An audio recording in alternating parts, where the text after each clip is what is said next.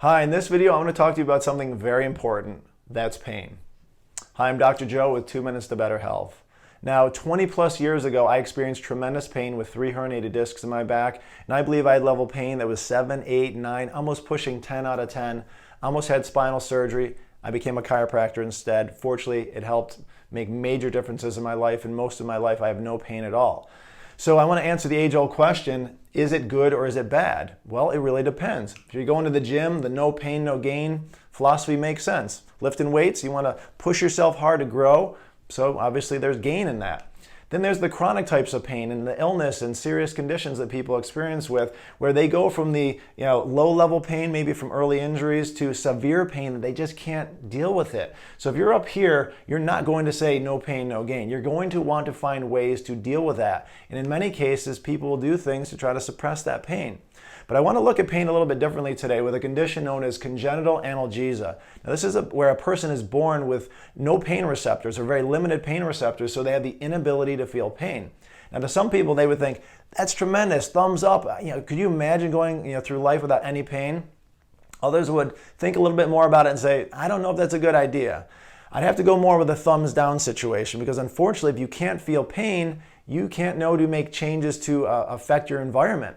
This condition is very deadly. If a person doesn't know this or it's not diagnosed early enough, a child could sustain serious injuries, like a fall downstairs. If the parents didn't see it, they'd have internal hemorrhaging or damage and not even know it. So this condition, without being aware of it, people will not live past 3, 4, 5 years of age. If aware of it and major precautions are done to help become aware of it in a daily living, then these people can live a long, fulfilled life. But I want to talk more about a condition called non-congenital analgesia. Now, this is a decision to not feel pain. Many of us live in this because we're choosing to not feel pain because of taking medications, painkillers, to never feel anything that's going on inside of our body. So I want to equate it to an analogy here, all right? 3 o'clock in the morning, alarm's going off. Maybe it's just a chirping, and it just drives you crazy. What do you want to do? You want to yank it out of the wall, find the batteries, cut the wires, whatever you want to do. So what's the right thing to do in this situation? Okay, I believe that the chirping, and definitely an alarm that's working, is a thumbs up because it's telling you something is wrong. Just like pain in the body, if something is not working well, you want your body to be able to tell you that. If you just yanked it out, that's a really bad thing, because if that actually goes off and there's a fire and smoke's in the house, you, your children, your family could be at tremendous risk because you can't hear what it's telling you.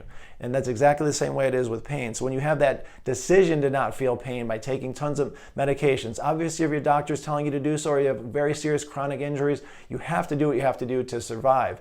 But in many cases, what I'm talking about are those decisions to suppress the lower, moderate level pains without finding out what the cause of the problem is. Now, the purpose of today's video is not to get into all the other ways to deal with pain. It's just to better look at pain and realize it's an important alarm trying to tell you that there's something wrong. Look for the solution. So, quote, the thing that's hurting today will only hurt worse tomorrow if you don't change something. I agree with that. Look for the source of the pain, try to change it, and if you do, then you can have much more improved health and a better way to improve why you have the pain to begin with. So thanks for watching today. I hope it was helpful. Share this with somebody, especially if they're dealing with some ongoing levels of pain, and we'll look to see you in the future video.